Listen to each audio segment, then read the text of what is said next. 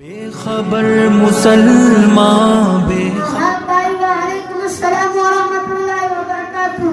Scale بھائی آپ کیسے ہیں؟ الحمدللہ خیریت سے ہوں. اسکیل بھائی آج کل آپ کیا کرتے ہیں؟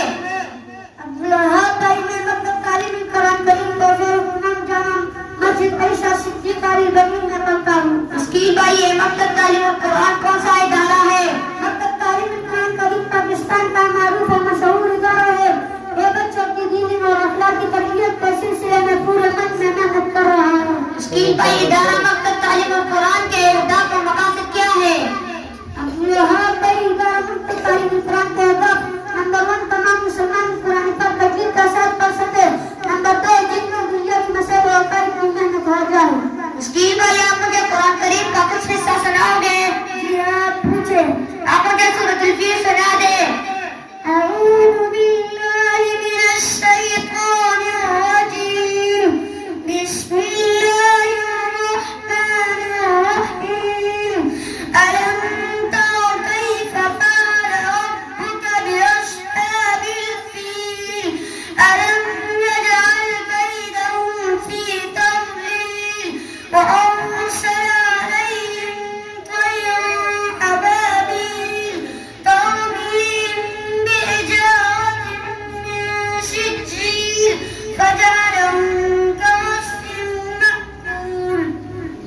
اچھا اسکیل بھائی قرآن کریم میں کل موٹے حروف کتنے ہیں؟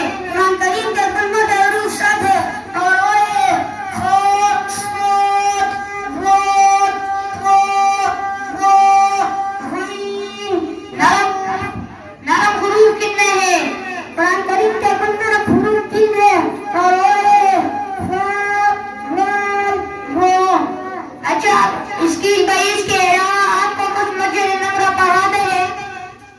ہمیں تربیت النساء کے ایمانیات، عبادت، حدیث، مسنون دعائیں، عبادت، سیرت، اخلاق و آداب پڑھاتے ہیں.